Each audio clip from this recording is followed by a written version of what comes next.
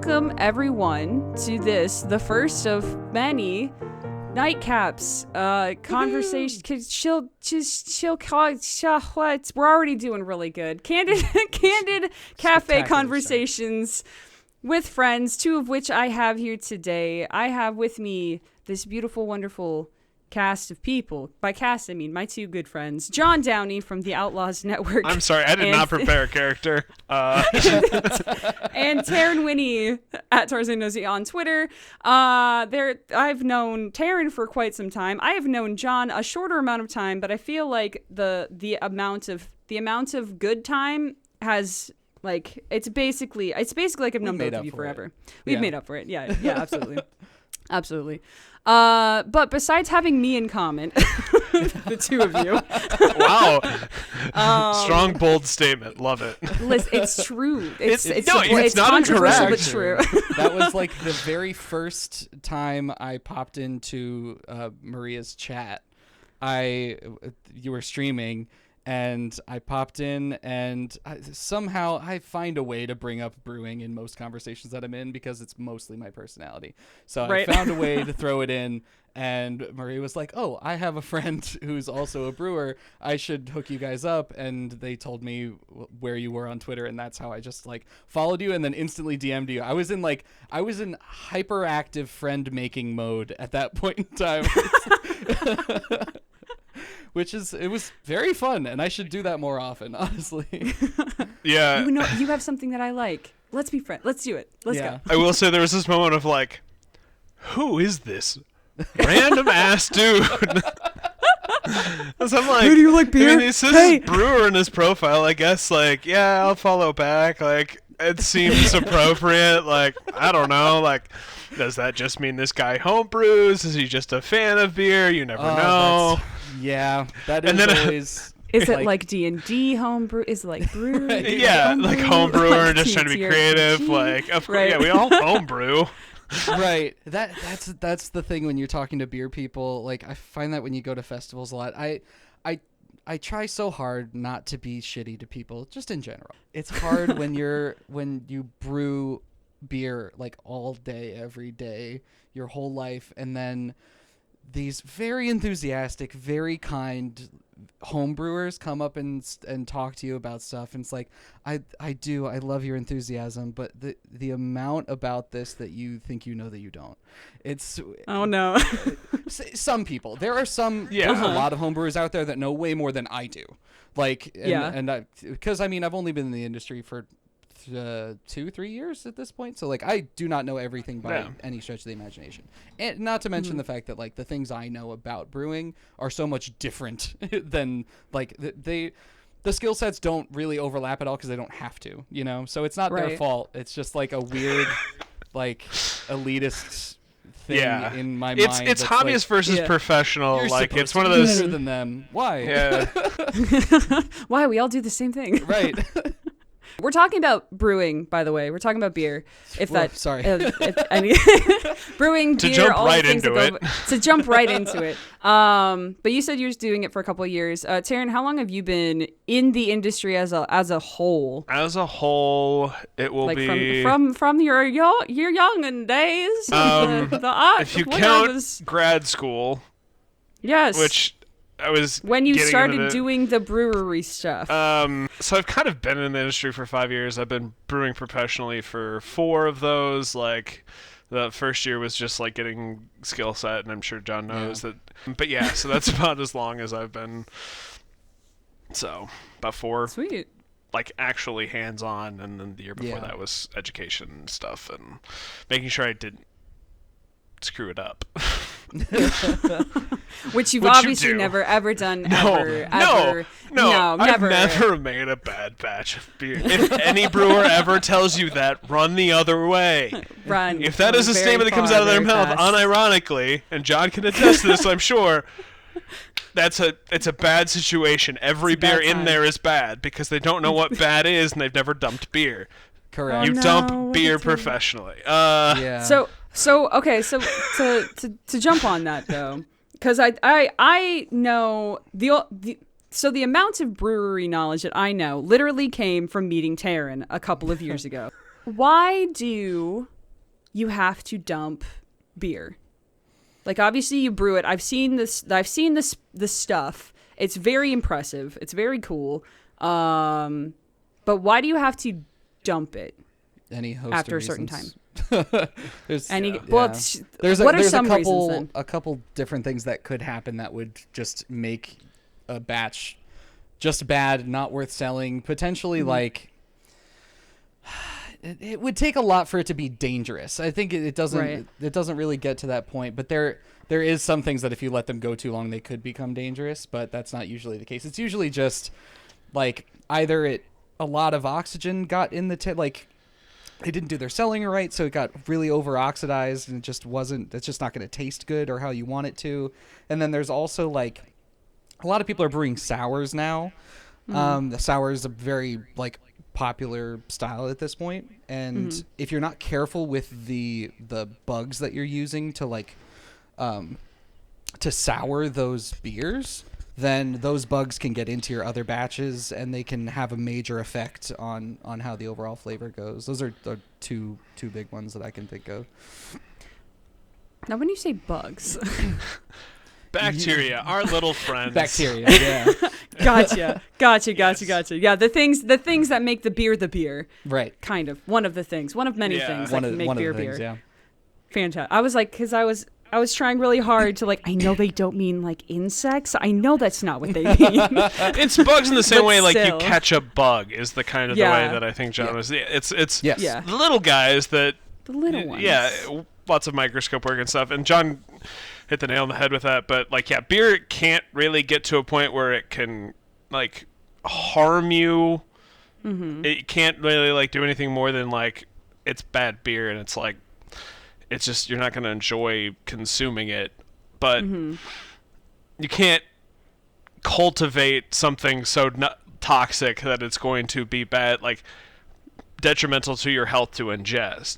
Now, if some glass got in the bottle from the bottling line mishap, that's a whole other story. Oy. There's Yeah, a lot yeah, of safety for stuff sure. there, but like the big thing with dumping beer is just its quality issue. It's maintaining quality Okay. of, and if you have a beer that you have brewed a lot of and people are very familiar with the profile and the beer doesn't turn out exactly right, or any number of things, like between off flavors and on flavors, there's that middle ground where if you get too far from that, it's still not the beer that you're wanting to sell. And Right, even if it tastes good. Yeah. it's just not what people expect. It's a brand thing at that point, and you put a bad beer in front of somebody and you're done, and it's not. Doesn't matter if it's their first beer from you or their 999th beer from you. If you put a bad beer in front of them, they're not going to go back to you with so many other options. And that's why you dump, so that you can maintain that, like, client relationship with everybody who's consuming the beer.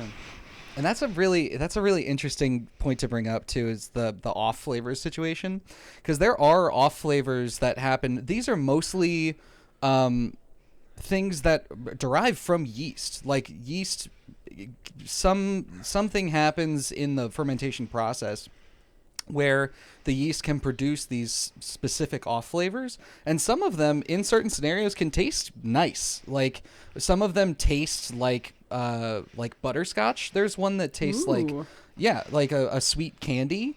But in certain beers that can actually taste good. But if you have a customer with a palate that's good enough, they'll be able to spot that and say, oh, they're not doing something right back there, you know. And you just don't, even if it tastes okay, you still don't want that out there. So that's a really off flavors are weird. There's a lot of them. They can change the flavor of your beer in a lot of different ways. Yeah. And sometimes the off flavor will present itself and then dissipate depending on how long you condition the beer. Like there's an actual part of the production of sugars to alcohol that the yeast does. That's their whole cycle. They like sugar and they give us alcohol. It's a very good exchange in my opinion. We get enough sugar That's anyway. so nice. We get the long straw on that deal. Yeah, we really do. Yeah, for sure. But I mean, we take care of them. We give them food. We clean up after them. It's a whole thing. You're like the parents. Well, we more Exactly. are farmers in the sense because we cultivate like millions and millions and millions of You're generations just a of really yeast. busy parent. Yes. Thus, we kill millions and Yes. millions and millions. No, we take them from start to finish. We walk them through their life cycle. The whole life. Yeah. The whole life. I've It's never- very short. I've never dumped healthy yeast down the drain. Not once. No. Not a Never, single. never, because it's not like you don't need it or just like whatever. But It's just we time to move out. I've never thought about it this way before. But we're basically yeast gods. Like we are Yeah, gods to that's these yeast of like we just bring them into the world. And Like then you and then take if they them piss right them out. off, like yeah, we just send them on their way. And I don't even know what to compare that to because we are yeast gods, but the way we receive them is in I their need like that on a purest shirt. form. we are yeast We gods. are yeast We are yeast gods.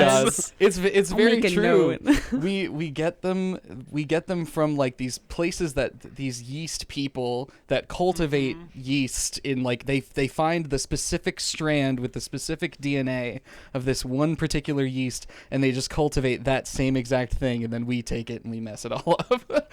Yeah. But like we receive this little package Yeah. with We're the more yeast of in like- its Yeah. just purest A form very and then we just yeah. shuttle them to their A death. very specific multiverse curator of like Yeah. specific realities for certain generations of yeast that get Oh, twisted and turned and then goodness. die and then you order more and it's just you start over and it's fine and So there's obviously different ways to brew different kinds of beer. Do you both for a question for both of you?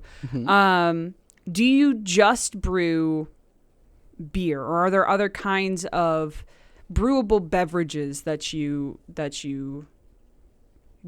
brew either on your free time if you've got a little homebrew situation going on? I know we kind of laughed time? about it a little bit. free time.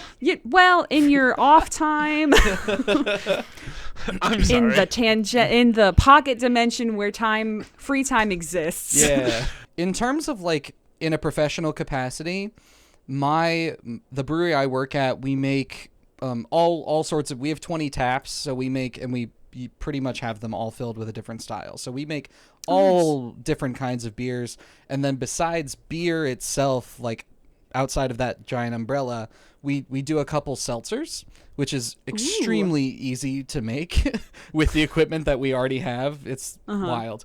But besides that, at least for the state that I live in, I brew in Virginia, and the alcohol laws for like certifications and stuff like that are very specific, where you have to get a whole other set of certifications if you want to brew other things. So like if we wanted to do a mead or if we wanted to do a cider or something, we would have to get a whole other set of approvals to do that. So we Yikes. can't do that on a professional level unless we have that, which we don't.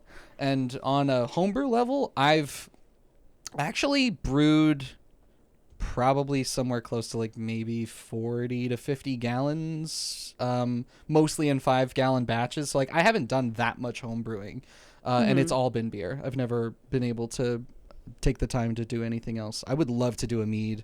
I would love to do a cider or even a wine. A lot of that stuff is like all of this stuff is a lot easier to do at home than some people might think. So we do something similar. I mean, like John mentioned, seltzers are really easy. It's sugar and water and a little bit of flavor depending on what you want. And like there's a reason that it is so incredibly popular now on the production end as much as it is on the consumer end. Seltzers have actually blown up the market and everybody's getting the game because as long as you have the equipment, you're good to go. It's a very like cost effective product to manufacture. It's all profit. Yeah, basically. I mean, and the water you're paying for is like, I mean, who needs that? It's already there. Yeah. Anyway, so we actually, and like John talked about, licensing in every state is very different, and it really depends on where you're at. And some places you have kind of free range for what you want to manufacture. Some places it's very like you can't even brew certain like beers above a certain percentage if you don't have the right licenses. Yeah. It can be, and then there are federal organizations that also have to oversee everything that you're doing. We have a specific license because we do our own distribution. We didn't feel like going through a distributor for working through our keg sales and stuff, so we actually had to get a like wine manufacturing license as well and kind of maintain that.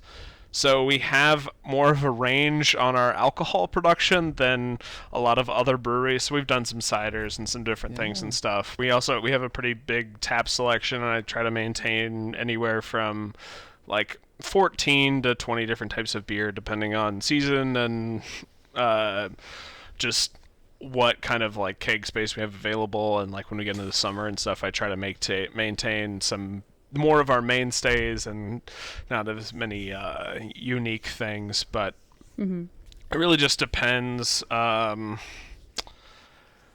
the homebrew side of things, like on free time and stuff, the one thing I did want to point out is it takes about the same amount of time to make it takes about the exact amount of time to make a batch of beer in 5 gallons at home as it does at your workplace for 150 gallons or 300 gallons, however much you're making.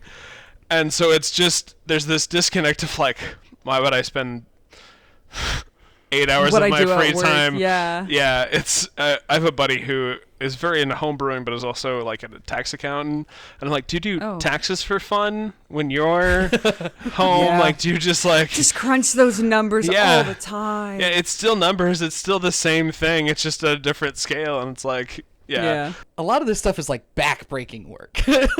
Yes. To do it at home, to do it once in a month is not that bad. It's like it's not as hard on your body. It is still definitely work. Like there's still some if you're doing larger batches, especially if you're on the 5+ gallon scale, that's going to be some work.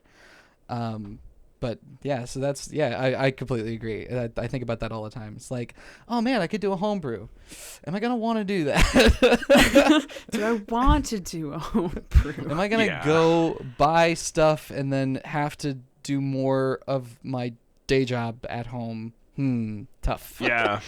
That's a hard one. Tough choice. Yeah, right. Ooh, baby. Speaking of things that you've brewed, either homebrew stuff or stuff that you've done professionally, like at your places of business or wherever, what is one of the more a more interesting thing that you yourself have perhaps made, concocted, or like followed a recipe for, and what's your favorite thing that you have made? They're allowed to be the same thing if you want, and there can be multiple answers to that. Okay, I have an answer to the first part of the first question. First part of the first question. So the most interesting thing I think that I have concocted in my time as a brewer was, and it's kind of an interesting philosophy of like, my brewing style is very like, I brew a lot of traditional styles because I'm in a market that hasn't really had a lot of craft beer exposure or just beer outside of macro lagers until we moved into town and got the brewery set up and going and everything. So anytime I introduce it, like even a very traditional style of beer, like I released an English mild last week and I'm releasing an ESB this week, which is an extra special bitter. Very excited for that beer. I'm doing a whole English series this fall, and like it is a whole thing where that is the beer those are the beers I'm releasing for this fall because no one's really seen those styles where we're at. Yeah. At least in the like scale and the availability that we have. And so my experimental ground is still very built on the traditional way that people were consuming beer in Europe and even before that, like when it was very much like focused on like good table product to consume with a meal and that philosophy around, I don't necessarily want something that's going to be its own thing. I want something that's going to pair well with the food that I'm eating and the season and the time and all of those Very things. Cool. But last fall I was I did a run of Kolsch, which is one of our more popular styles. Thankfully, finally, I've gotten everybody drinking a German ale for one of their mainstays. It's great, as opposed to macro lager, which has its time and a place. Do not get me wrong. I love a good Miller High Life or even a Coors or something. I can always get down. People shit on shitty beer a lot, and people just Everybody drinks it. Everybody drinks it. it. It's incredibly Beer. profitable, and also it's a feat of science what they do. Yeah. We'll get into that in a minute. I gotta get for my sure. topic. So I was finishing with Kolsch Bash, and kind of what we talked about with yeast.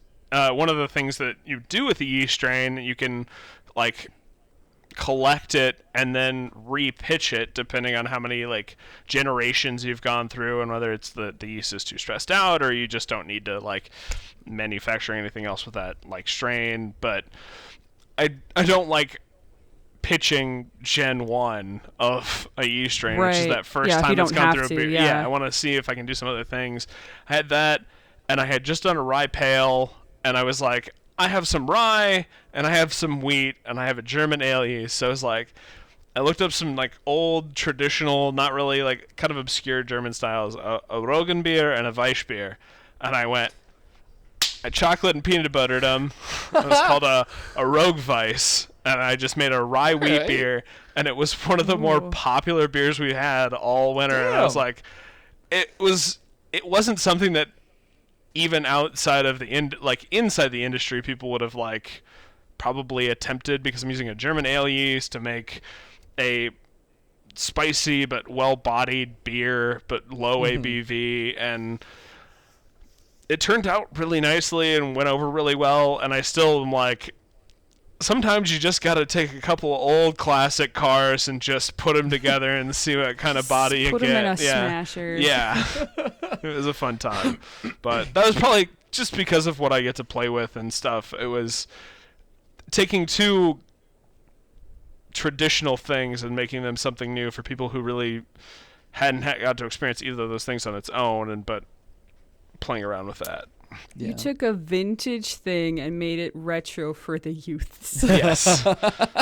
In a way. The youths are also like 21 and older, but it's the same idea. It's like bringing the 80s back for now, but you did that with beer. I took bell-bottom jeans and high-waisted jeans and smashed them together, and then... You did it. And you got... Bell-waisted jeans. You got bell-waisted jeans. It flares out at the top. It's very difficult to keep on. It's like clown pants. Yeah. You can kind of fill them in a little bit. It's very easy to tuck your shirt, though, which is nice. Yeah. It like doubles as like a bag. You just store stuff in there. Sorry, I said the phrase bell-waisted, which every brewer will know. Every brewer's been bells wasted. Bells is one of the, like... Big brewery. Big, respected, well-renowned within the industry as well. I mean... Two-Hearted Pale Ale, that's one of their starting points or touchstones. What I want to clarify something that you said. Just you were talking about a German yeast, and just for anyone who's not familiar with these things, I would say that what varietals of grapes are to wine is kind of what varietals of yeast are for beer. It's not the only thing that goes into changing the flavors. Obviously, there's a lot of other factors there. But the yeast has, I think, to a novice, I think those people would be surprised at how much flavor is imparted by the yeast as opposed to anything else. So, we get yeast that are derived from these different regions in the world, and they do have a drastic difference in how because it's the flavor comes out. It's like the soil, the water, like literally what's in the water, or just like the atmosphere, the altitude, and all that sort of like plants. Yeah. I know plants at least. Yeah. That much I do know. And the thing with yeast, and the reason there are so many different varieties and so many different unique ways that they can impart flavor and body on beer, is it's a very quick reproduction cycle where these mutations happened that because forever, people have been making beer. I'm reading a really interesting, tautology of the history of women in brewing and how that was actually like basically where it was always starting in all of these different cultures simultaneously at the beginning of really the human history, like Mesopotamia and Sumer and all that stuff. It's called A Woman's Places in the Brew House by Taran. It's a fantastic read, and I highly recommend anybody who wants to find out more about like the less talked about. Like it's like there are lots of women, femme, and not the stereotypical big bearded guys, which I mean I have two wonderful bearded guys here who are brewers, but like there's a lot more that I know that you Taran have worked with and respect highly, and I'm sure John you've at least worked with or encountered women or femme presenting people who are into doing really good things in brewery as well. And that's the thing about beer, and I know we've kind of like, I've sidetracked off a sidetrack at this point. And I don't even, we were talking about yeast generations and stuff and how like that's built and it's so like specific to regions that that we've found those strains and been able to like cultivate them and like basically crop them and make them. We've domesticated a bacteria, which is still insane to me. I love that fact that we've turned this microscopic organism into a pet. Basically what cows and like chickens and pigs and dogs and cats are. Fascinating. Yeah. It's absolutely fascinating. Yeah, it's this cool little really thing that people don't really. I think it's not talked about enough. Yeah, it's just I think from me as a non-brewer, I know beer tastes like bread, and bread has yeast, and beer has yeast, and therefore there must be some like correlation there. There's got to be something there because they taste the same, right? Yeah. But like the whole process of all of that and like the intricacies of the different strains of things and what putting like just a tiny bit of this and this with this, it's like it's alchemy. It's almost magic, the stuff that y'all do. I wanted to wrap back around to John about the things you've brewed that are very interesting and or your favorite kind of thing that you've brewed so far. I have not had the creative license to do too much and to even like sit down to do any cool stuff. I had a very cool idea for a Japanese rice lager, which I actually think is technically an American rice lager that was adapted by the Japanese, but I would have to look that up. I'm not positive on that. But what I wanted to do is I wanted to put a certain amount of black rice in it in order to try and affect the color in such a way that would give it sort of like a purplish hue. I haven't gotten around to like perfecting that recipe, but I feel like there's something there and I want to see that through. So we'll see if that ever happens. That's really neat. I'm curious to see where that goes. Cool. Please keep me updated. Absolutely. Professionally and for sure. just personal curiosity. Yeah. And then in terms of stuff that I work with pretty regularly that I'm like, I just get so stoked about every time. I love working with Kvike yeast. I don't know if you've ever worked with Kvike, Taran. Okay. It's by your face. I think you have. No, it's such an interesting concept. It's completely fascinating. Tell me why. Bonkers. Okay. John, you take the lead here. I'll pipe in when I get too excited. I want to know. My friends are excited and I need to know why. So Kvike it's a strain of yeast that derives from Norway, if I'm not mistaken. And that general region. What was it? What is Scandinavia? Like Scandinavian region. Yeah. And it is just this weird zombie yeast that would be like completely dormant for months at a time. These old families would have a sort of a wooden wheel that was just on a rope that they would keep hung in their barn, and then whenever they would brew, it was just covered in yeast. Like this wooden wheel was just covered in this dead, dried, caked on yeast. And the family would just take it off the wall, dip it in their like hot boiling wort, which like that's not usually when we pitch yeast into what will eventually be beer, we have to cool it down to the point of being in a temperature range that yeast can survive. Yeah, exactly. So for lagers, that's a pretty low temperature, like in the 50 to 60 range. And then for ales, it's a little bit higher. You can go in about room temperature and you'll be okay. Yeah, and then Belgians kind of get in that between zone of ales and Quebec, but like closer to where like bread yeast. Yeah, traditionally, you're looking yeast, at probably anywhere from like 55 to 75 is the sweet spot for a lot of yeast strains. Like lagers most. on the And that's lower end, Fahrenheit. ales on If the anybody's Fahrenheit. wondering, it's Fahrenheit, Fahrenheit. It's Kelvin actually. It's Oh God, It's not. it's not. it's not. But yeah, they would take this wheel of just dead caked on yeast and dip it into nearly boiling wort, and wort is just the sugar stuff that is it's like the hops and- base. beer before beer. Yeah. Yeah. It's beer before beer. They would dip it in this boiling hot stuff and it would ferment. Like this yeast would just come back to life and ferment like wildfire. And what's so fascinating about it is it's so interesting because we have all these stainless steel tanks that are all temperature controlled, and you come into work and all of these tanks have condensation on them all the time.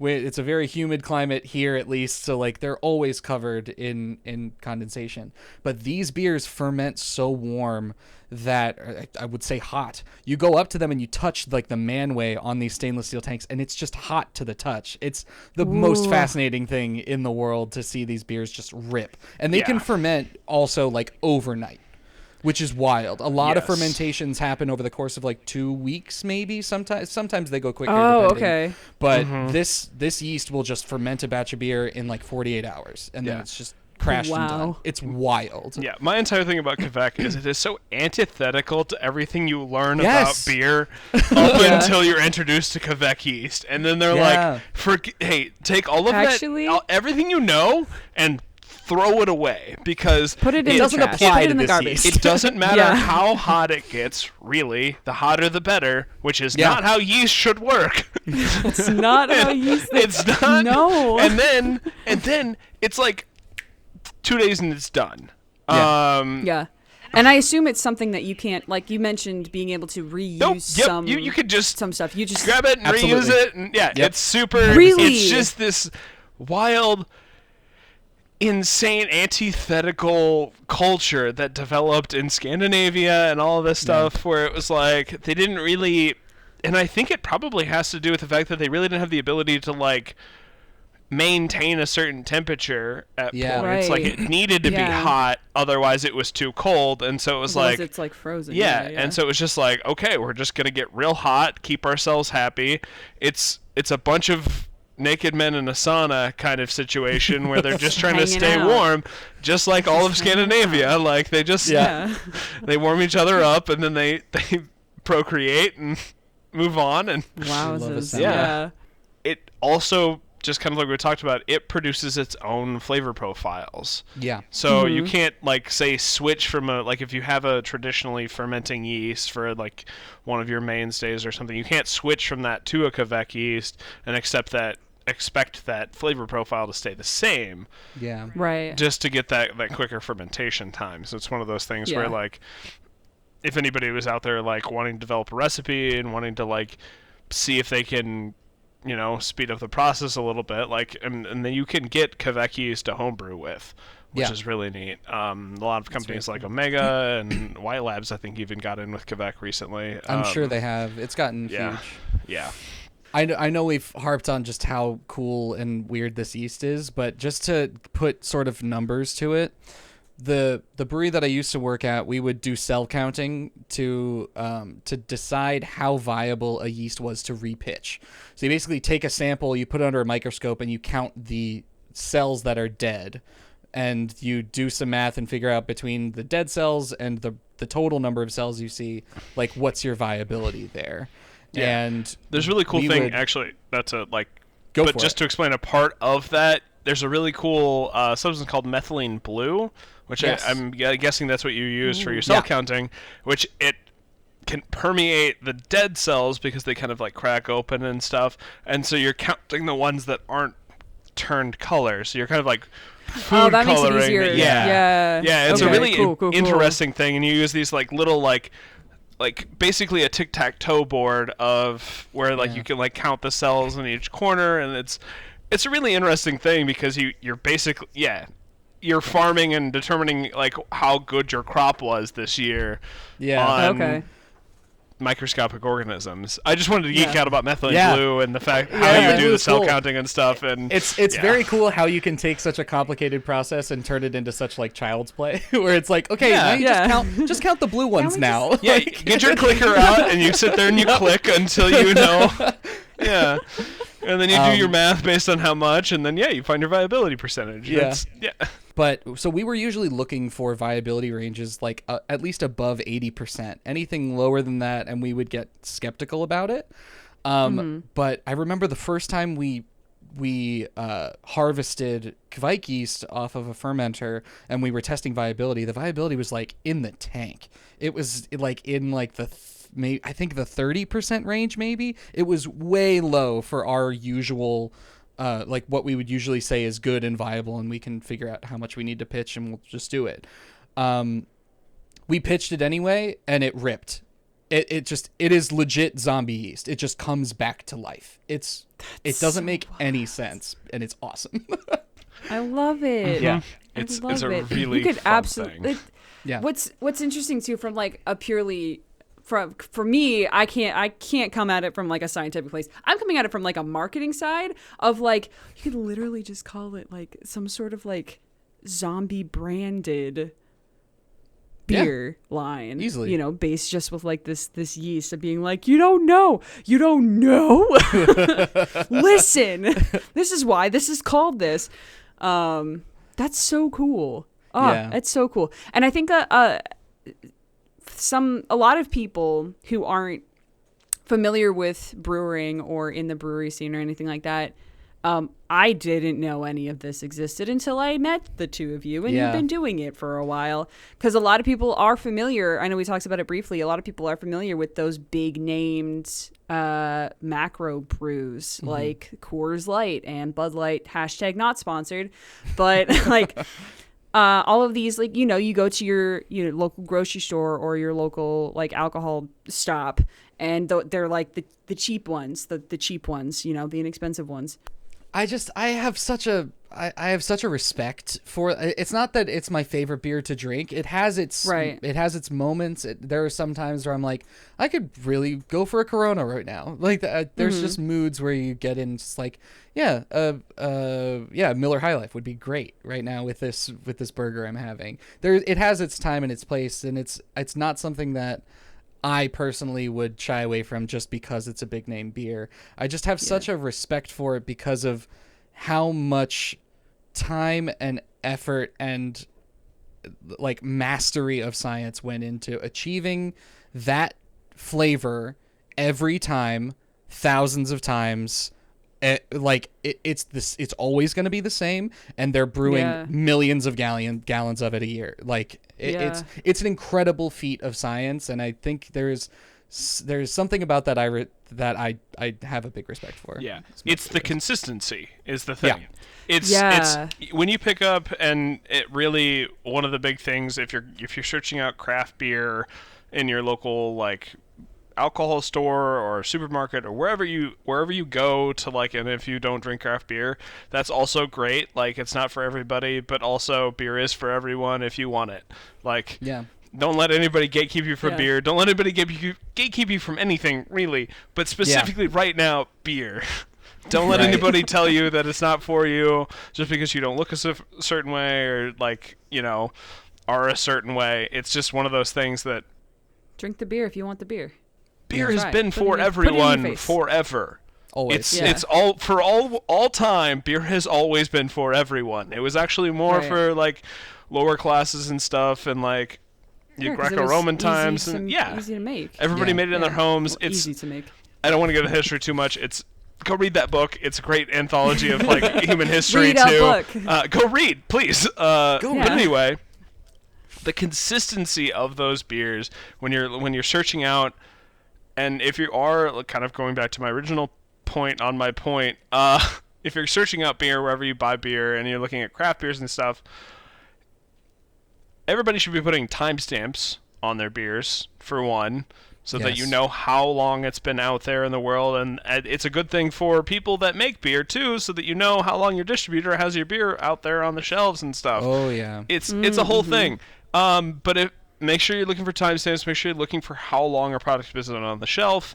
Just for like loss of flavor on hops or whatever is one of those things that can just fade away with time. And it's not something that like beer's never going to go bad and it has alcohol, but it is going to decrease from its freshness. Yeah. And so one of the great things about those macro beers is, one, you know you're going to get a fresh product because it's moving so much, and two, you know you're going to get the same thing every single time. And that is such a precise thing. It's such a incredible thing, like John was talking about, that respect for that precision Yeah.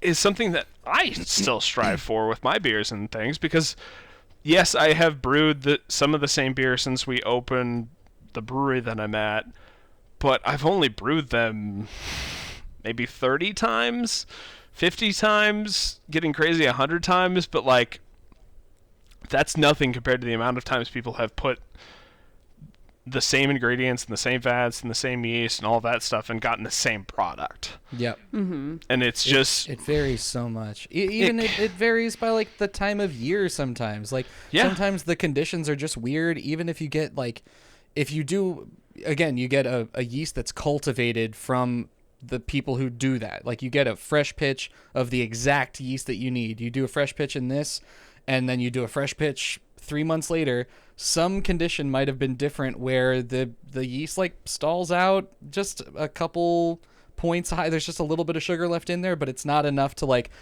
do anything about. It's just your alcohol is just a little bit lower in that batch, and it's like that doesn't happen to them. They have put time and energy and science into making sure that never happens.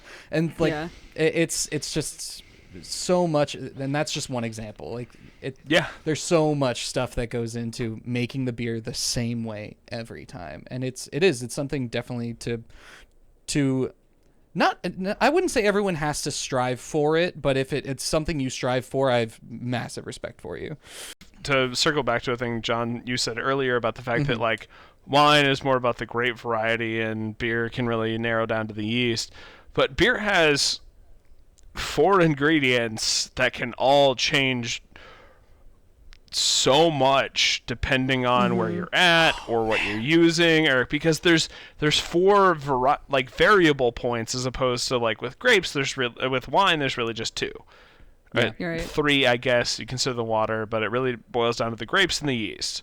Really the grapes and the water, and the yeast they kind of just let run, because yeast at that point, if it's fermenting that high, it has less variety to it. Right.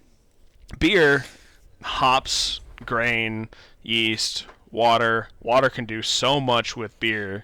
That's what I, when you brought up the 4 ingredients thing, I was like, oh my god, you have no idea how much water quality changes the flavor of your beer. Yep. You have no idea. Yeah. It's wild. Yeah. Like if you live in a place with like really high water hardness, like you have a lot of stuff in there. Like if you look in your shower and your shower curtain gets that pink stuff, if that's the water you're working with, your beer is going to taste so much different than with like soft water. It's wild. Yeah. So the town that I live in, it's a small town in Missouri called Kearney. It is in such a way that the water table, the water company that provides water to this area, pulls from 3 different sources, and that changes daily. Oh goodness. And so if anybody opens, like there was actually a brewer that tried to open in here. We don't brew here. I brew a town over that has very consistent water because the town is known for its water, and that's a whole other story. Very thankful for that fact, because Kearney, a brewery tried to open here, and it was like their beer kept changing so much because they couldn't literally get the consistency with their water to do anything with it, because every day it was pulling from a different source. Oh my god. Based on who had what available, and it's just like, it's such a like anecdotal like offering, but it's so just quintessential to what brewing is, because it's really just luck of the draw sometimes. It's grain yield, it's what hops are available on spot list if you don't have enough of, like, a large enough account to get on like a large purchase order or anything. It's just so like controlled by the elements and stuff to like. It's you're doing alchemy. You're doing the magic. Everything's a little magic there. A beautiful mix of science and art, in my opinion. Yes. Yeah, for sure. Absolutely. The last thing I would say about like big name beer also is be very careful, just in general, folks. Be very careful about what you're judgy about with other people, because a lot of times they want a thing, and the only thing they can afford is the really cheap thing, and that's okay. These beers are very cheap, and they're good, and not all of us can afford a 4-pack of 16-ounce quintuple dry-hopped IPAs that are like $24 a 4-pack. That's not it's something everyone can do. So just be careful. And the ironic thing is pretty much every brewer can't afford those those $22 4-packs. Yeah. A lot of us are severely underpaid. It's a problem. We make beer, not money. That's my favorite saying in the industry. It's not. It's not. But it's definitely a saying. Yeah.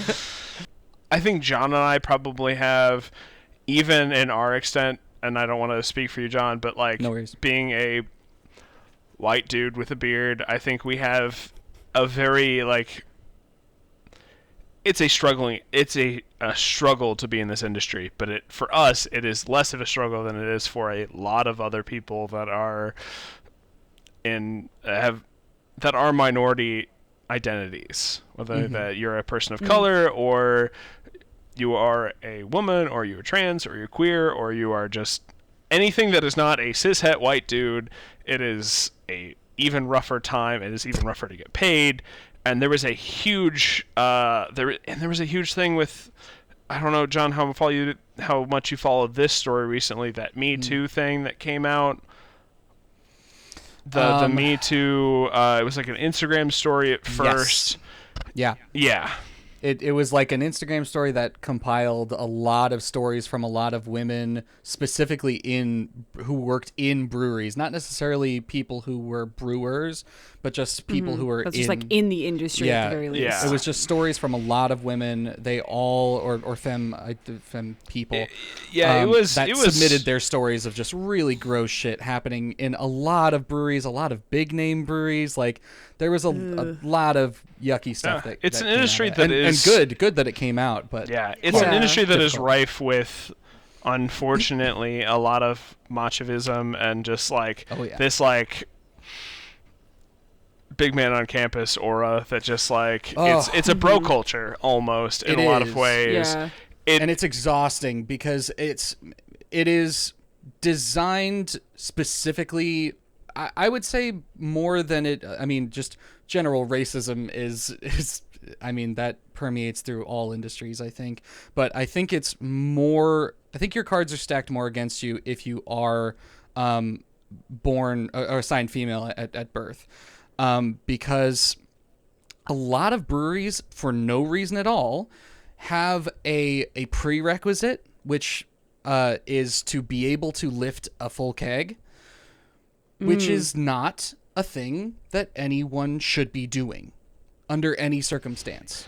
Even if you are a full-on bodybuilder, if you are the Mountain on Game of Thrones, you shouldn't be lifting a full keg unless you're What's the general like weight range of that to get a even a half keg, like a half barrel, which is what people use as like the big keg. It's like 150 pounds. What full. You know to be a keg, that's a half barrel. Yeah. That is a lot. It's heavy, and like there are people who can lift them. You should not. No one should be doing it because it's extremely dangerous. There's not a spectacular way to do it safely. You should always have somebody else helping you which Yeah. any two people can make that happen. Yeah. And no Right. singular person should have to do that. So there are certain breweries out there who are using this bullshit prerequisite specifically like to keep women out of the industry, and it's really gross.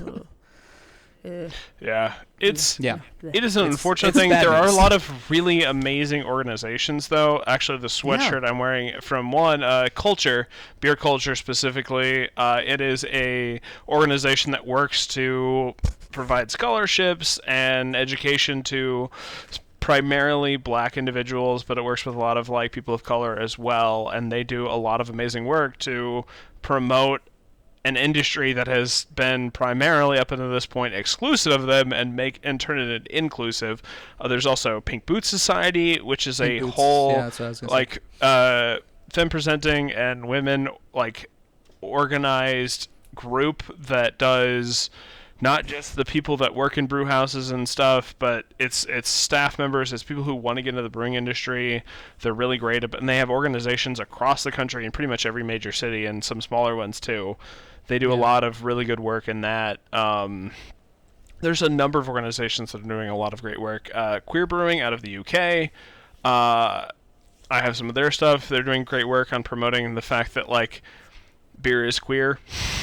Yeah. Traditionally, like, I mean, that's, and like the whole thing with brewing and stuff dates back to like a lot of it from, especially in our society, comes back to like witches and like, yeah, it's just, there's a lot of people doing a lot of great work to make our industry more inclusive and more less us.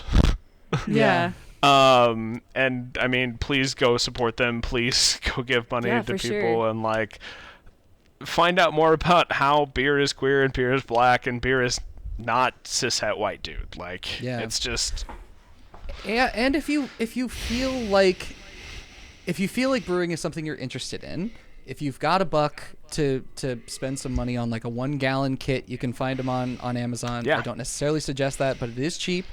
You like for $35 you can get yourself a little brew kit, test it out, see if you like it, and if you fit one of these category, like if you are specifically not, if you don't look like us, me and Taran, please I highly encourage you to get into the industry, because it's a great job. It's a great, like, it's a very cool thing that I get to say that I do. And I shouldn't be the only one with I shouldn't be the only person, like, look type of person who is able to walk into a brewery with a degree in vocal performance and opera studies and say, hey, I don't know fuck all about your thing, but I would like to run it. And they go, oh, okay.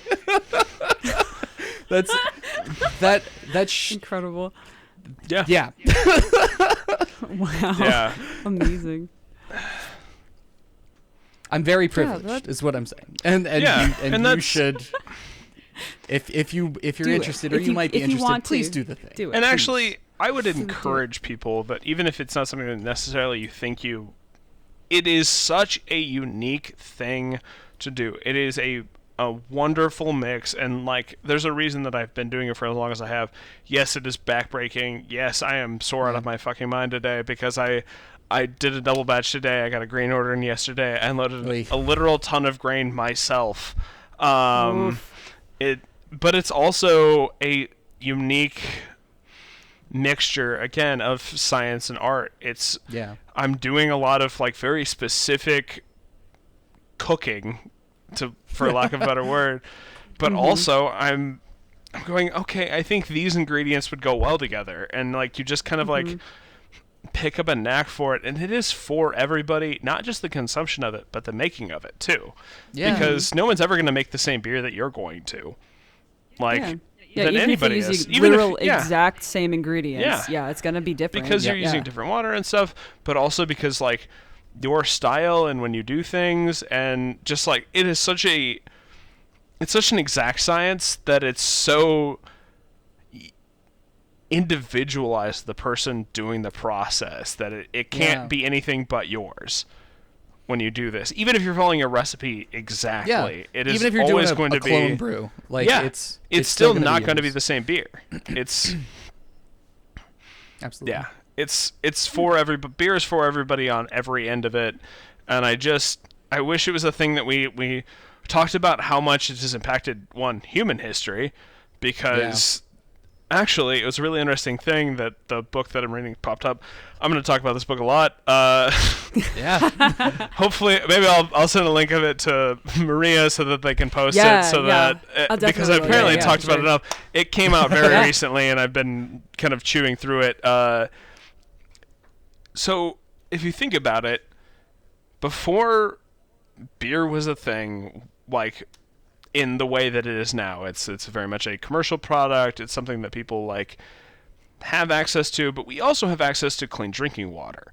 Yeah. But before that, beer was a way to purify our drinking source. The alcohol made it safe to drink, to survive, to get hydrated. And so human culture, we actually developed and evolved because of the fact that the people who drank survived and the people who didn't. That humans have evolved a taste and a desire for alcohol. Yeah. It has made us who we are. And yes, alcohol can be a problem. It can be an addiction, and I do want to touch on that because that is something that is so prevalent within our own industry, and it is something that if you're struggling with it, please get help. Please talk to people about it. Please talk to your healthcare provider, or please talk to just somebody. There are a lot of amazing programs out there that can help you deal with alcoholism. You're not alone. There are ways to get help. If it is something that you struggle with, it's not something you need to be consuming. Take care of yourself first. Yeah. That is something I'll link some resources too for anybody to make it easy for you if you don't know where to start. Yes. You can start right here. Thank you. We'll help you out. Because that is a huge thing when you talk about alcohol with anybody. And I know people within the industry who struggle with it, and but it is also, it's such a double-sided sword of our existence because it is so prevalent and so beneficial, and yet can also cause a lot of hurt and pain and loss. So for sure. No, it's an incredibly interesting history. Like some of the oldest recipes, period, of anything are beer recipes. Like people have found, I think a couple years ago, somebody unearthed what was an old, thousands of years old brewery. Like they had uncovered it and they found a bunch of fermentation vessels, and they uncovered scrapings of yeast that was they could figure out what the strain was. They could look at it under a microscope and look at this old yeast that was used in a brewing facility from thousands of years ago. It is our history with this stuff is incredible. Yeah. It's truly very cool, and I wish I knew more about it. Yeah, for sure. Pick up the book. It's really interesting.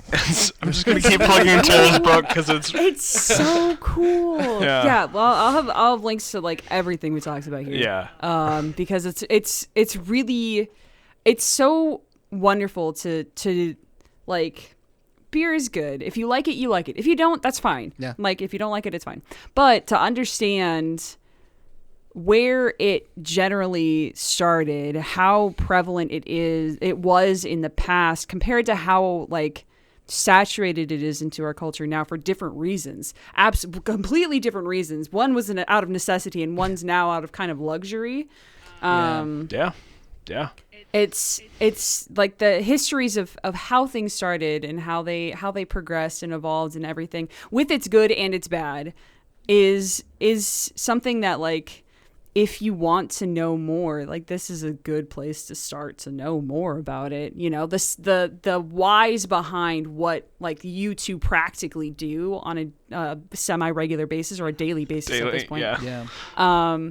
Is, it makes it less of I'm just standing, I had no concept of how beer was made. Literally the machines to make it, I had no idea. I was well, I guess you just put stuff in a barrel, you just kind of sit and just watch it do stuff. It's not, folks, it's not that. It can be though. It absolutely can be. That's the thing. What we do is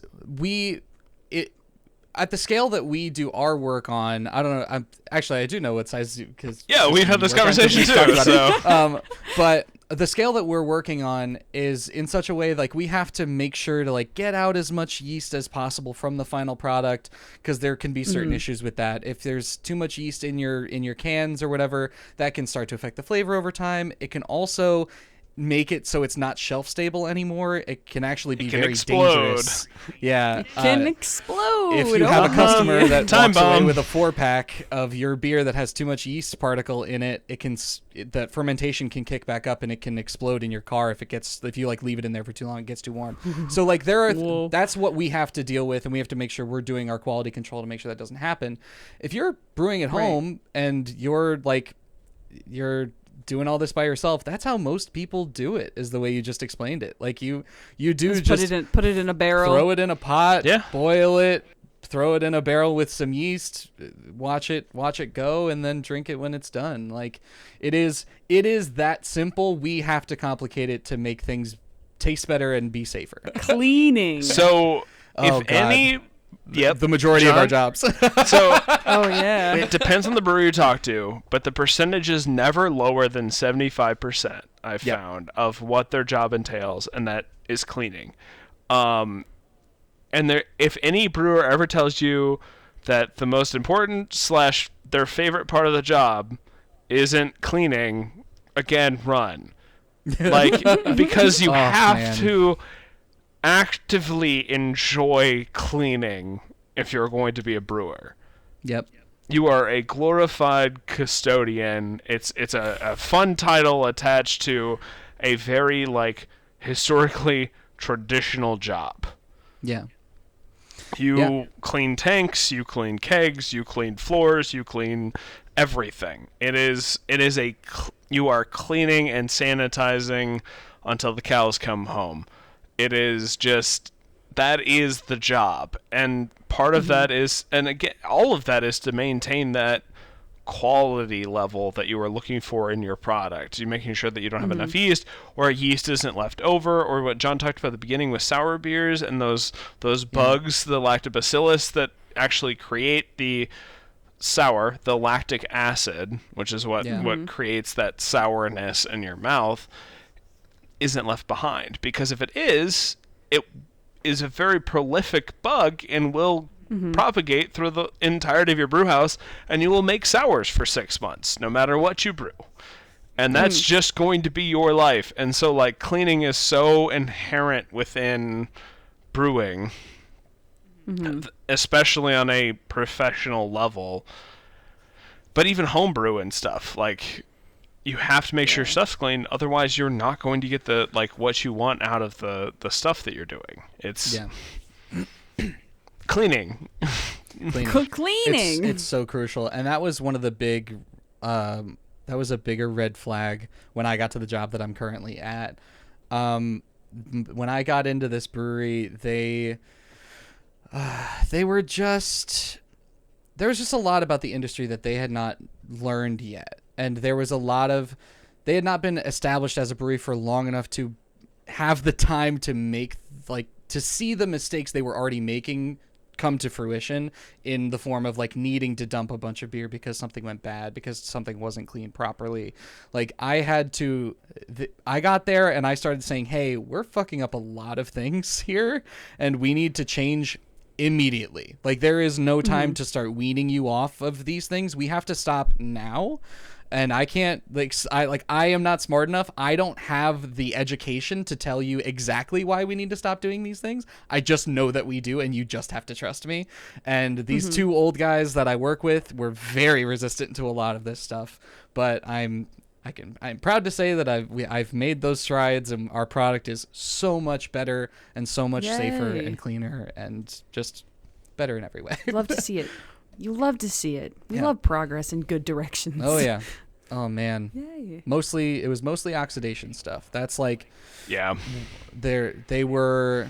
I can't get into the nitty gritty because it won't make sense to anyone except for Taran. Well, but me. But Me. They were doing a lot of stuff that was leaving oxygen in vessels that were containing like finished product.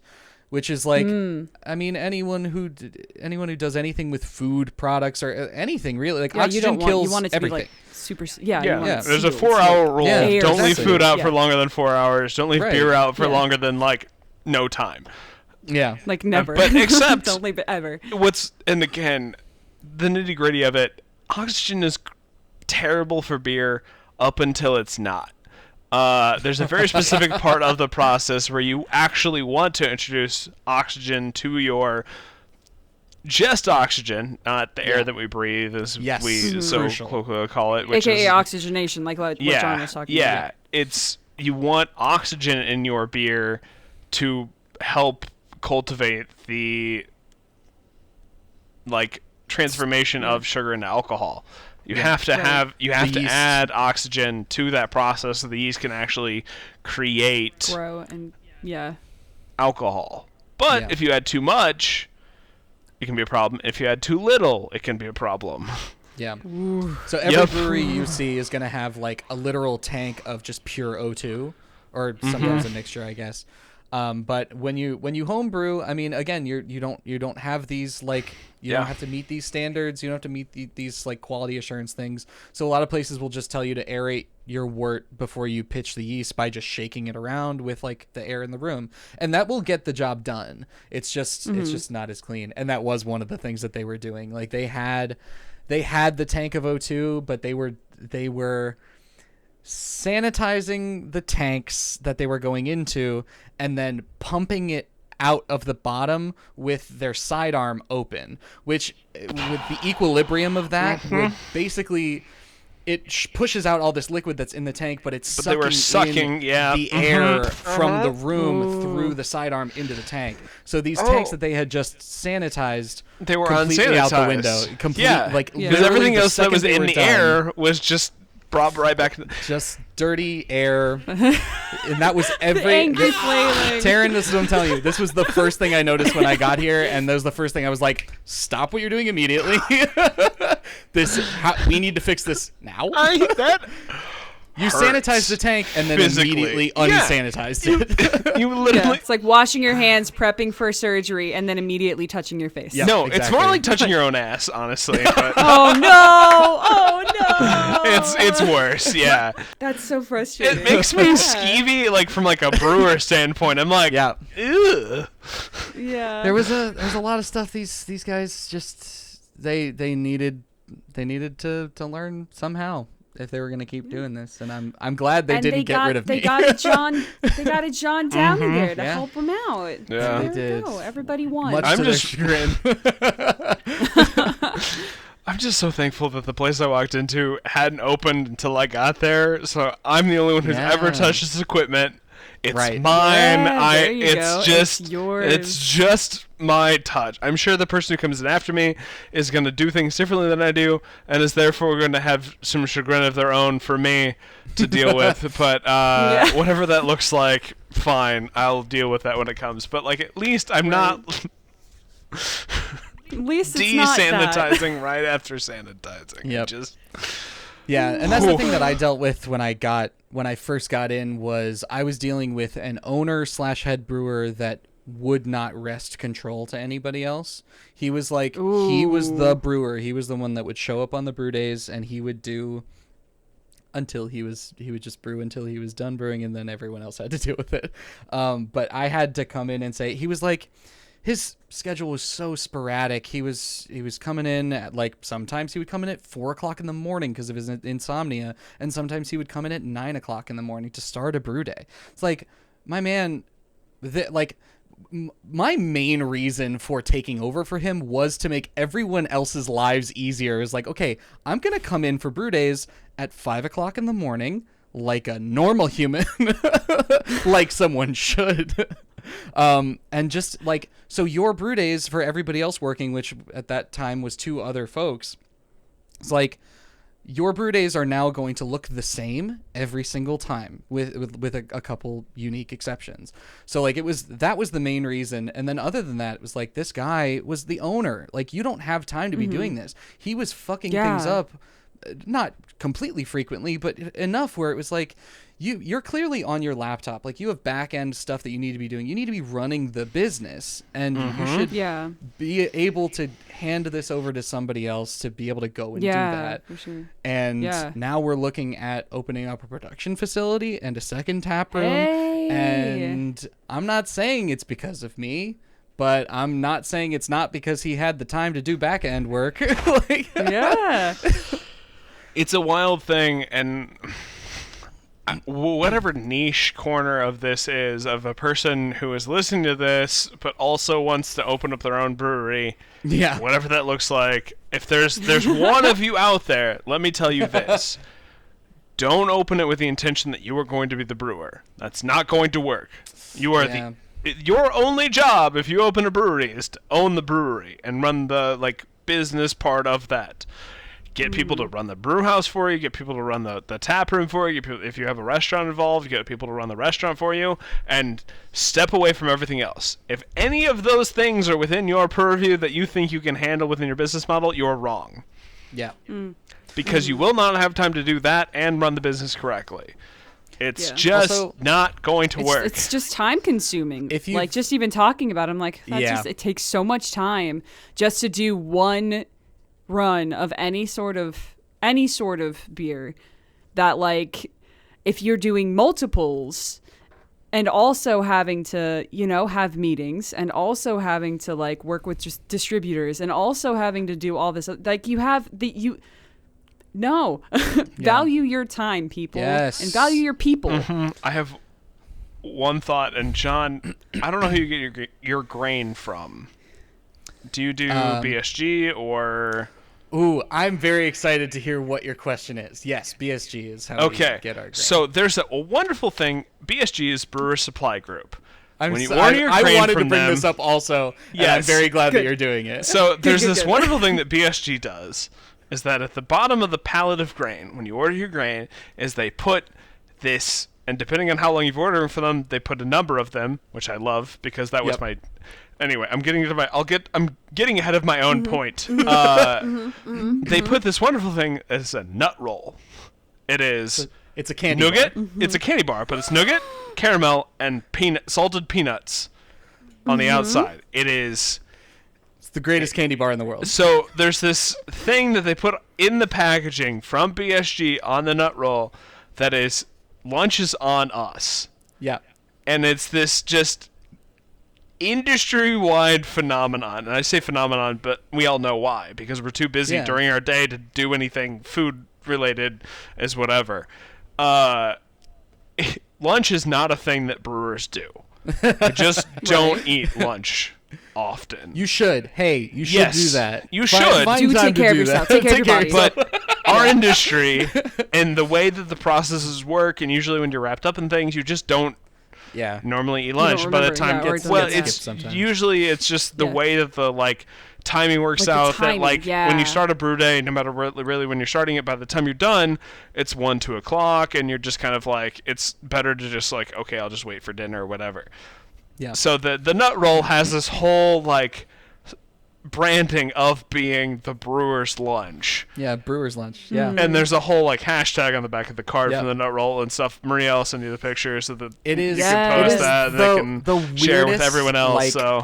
Piece of just microculture that I've ever experienced is everyone who's ever been a part of the brewing part of the brewing industry knows what this is and knows that it's awesome, and no one else has ever heard anything about it. I've never heard of that. Nut rolls are not on shelves places. At least I've never seen them on the The shelf. closest thing would be a payday bar. Yes. Yeah. It's fairly close to a payday. It's not the same. No, Yeah. It's bigger and nut rolls are better. and I have to share this joke I made with a friend of mine because it's just such a brewer's thing that it was just hilarious. I had a buddy of mine who was working on he got a job at the canning line of Captain Lawrence. I don't know, Taran, if you've heard of Captain Lawrence. I am but they're familiar, a brewery. yes. Okay. They're a brewery up in New York, in Elmsford, New York, which was right around the corner from where I went to college. And I actually used to go there with my buddies every single Friday with years before they got huge, like years before they were even big in New York, like in the state of New York. They've gotten bigger and bigger and bigger ever since. I started seeing their stuff when I would visit my parents in South Carolina. I was like, how did they end up here? Felt very cool to be on the upswing of that. But my buddy got on their canning line, and even though he was just like, he wasn't a brewer, he was just working on the canning line, he would still have to go unload pallets. And I was like, hey, Danny, you know nut rolls? And he was like, dude, they're the best. Like, aren't they? Yeah. And so yesterday I unloaded a pallet. I had 2 nut rolls for dinner. And today, I put the other 2 nut rolls aside for that was my lunch. That wasn't my actual dinner. It was my in between lunch and dinner snack. It was the snacky. But it was my lunch today. Was 2 nut rolls and a Mountain Dew. So I'm gonna. I know, right? I just sent you the text of a text that I sent a brewer friend of mine who's like kind of my industry mentor. But I was joking because I was unloading a pallet back in and I was like reminded of an old brewer's proverb today. Whoever shall unload the grain pallet shall inherit the nut roll. Because if you don't actually put the work in to unload the grain pallet, you do not get the nut roll. Yep. You don't get it. It's not how that works. You don't. Sometimes get you're to doing share other work. Sometimes you're doing other very important work. Yeah. But if you're not you unloading don't the get pallet, the nut roll, though. you don't get the nut roll. Yeah. I felt bad about this because of the unspoken/spoken rules about nut rolls. But we did get 6 of them, and there are just me and my coworker. One time we unloaded a pallet, they gave us a bunch of them, so I brought one home for my fiance because I've been telling her about them for so long. But that's a different thing where it's like, I just need you to share the experience at that point. Right. But a nut roll is a very specific, almost religious experience for a brewer where you just unload your first Beer BSG cults? pallet. I mean, beer is a cult in its own. But no, the nut roll cult is specific within people who order their grain from BSG. It's a microcosm. Yeah, it's its It's own a denomination sect. of the beer It's cult. a sect of the beer cult. Is the nut roll cult. John and I have never talked before. Yeah. Actually verbally, we have had some text conversations and stuff, but we are the same person because you spend enough time doing the same thing, it's just sucks into you. And same. Well, thank you for inviting me into this same hat thing. I'm not the same hat, but I have a similar hat now. We all have very nice hats. But if you and want it's to very... learn how to brew, I will gladly help you learn how to brew. Yeah. It is not but hard. Maybe we'll have to. Well, maybe that might be a thing if I ever have time ever again. Yeah, true. We might have to make that it happen. does take time, unfortunately, and it is nice to get paid to do it for once. Yeah. And a lot of it's passive. We'll get there. A lot of it's just waiting for yeast to do stuff. God, so that's good. That is fair. Can we talk about that to wrap up stuff? Is the fact that brewing is 90% hurry up and wait. Yeah. It's you just kind of sit around until it's a very specific time to do something, and if you don't do something in that a very specific slim window of time, you're screwed. It's just it's either do nothing or do everything, and there's no in between with brewing. It's just sprinting. You have literally just described my entire life. I mean, yes, also ADHD team, but yeah, true. Yeah. Same hat. Yeah, same hat. Look at us with all of our same hats. Well, my friends, thank you for hanging out with me and talking about things that you love. One thing that we specifically one. Thank you for talking about the brewing stuff. No, there was I nut feel rolls like too. I've learned more. And no, the brewing life. within the life. You can't.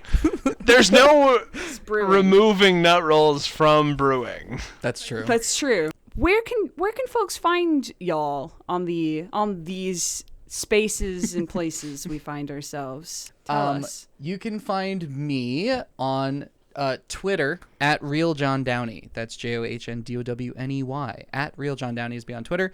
And I am also a part of the Outlaws Network, which is a network of podcasts. And you can find that. I don't know if you want to do descriptions, but the link tree is probably the best thing for that. If I could implore you, that's the ideal place to find all of the podcasts that we do at the Outlaws Network. And then, that's pretty much it. That link tree will take you to everything, all the podcasts, the Twitch channel, all of our stuff. So many things. Yeah. So many wonderful things. Taran, where can folks find you these days? You can only find me. If you look real hard. Well, not that hard. You follow these 6 steps. I am I'm pretty much one of the only Tarans. Not the only Taran. You can find me on Twitter at TarzanNoZ, and that's about it because yeah. Because that Because is just I'm where me. we are. Fantastic. Thank you for those who tuned in. This is going to be the first of many.